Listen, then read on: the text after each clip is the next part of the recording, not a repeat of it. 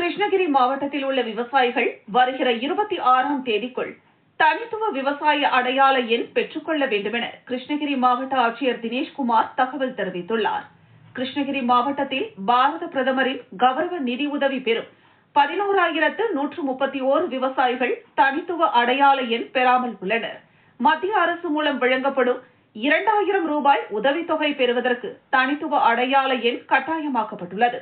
விவசாயிகள் அரசின் பல்வேறு வேளாண் சார்ந்த திட்ட பலன்களை பெறுவதற்கு தங்களது நில உடைமை விவரங்கள், பயிர் சாகுபடி அறிக்கை போன்ற தொடர்புடைய ஆவணங்களை ஒவ்வொரு முறையும் சமர்ப்பிக்க வேண்டியுள்ளது.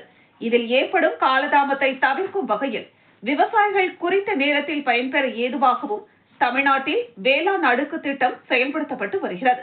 தற்பொழுது விவசாயிகளின் பதிவு விவரங்களுடன் ஆதார் எண், கைபேசி எண், நில உடைமை விவரங்களை விடுபாடின்றி இணைக்கும் பணி நடைபெற்று வருகிறது. விவசாயிகள் பொது சேவை மையத்தின் மூலம் தங்களின் நில உடைமை விவரங்கள் இணைக்கப்பட்ட பின்னர் அனைத்து விவரங்களும் ஒருங்கிணைக்கப்பட்ட ஆதார் எண் போன்ற தனித்துவமான தேசிய அளவிலான அடையாள எண் ஒவ்வொரு விவசாயிக்கும் பதிவு செய்து தரப்படும். கிருஷ்ணகிரி மாவட்டத்தில் உள்ள 1,88,505 விவசாயிகளில் 1,25,872 விவசாயிகள் மட்டுமே நில உடைமை பதிவு செய்துள்ளனர். மீதமுள்ள 62,633 விவசாயிகள் இன்னும் பதிவு செய்யவில்லை.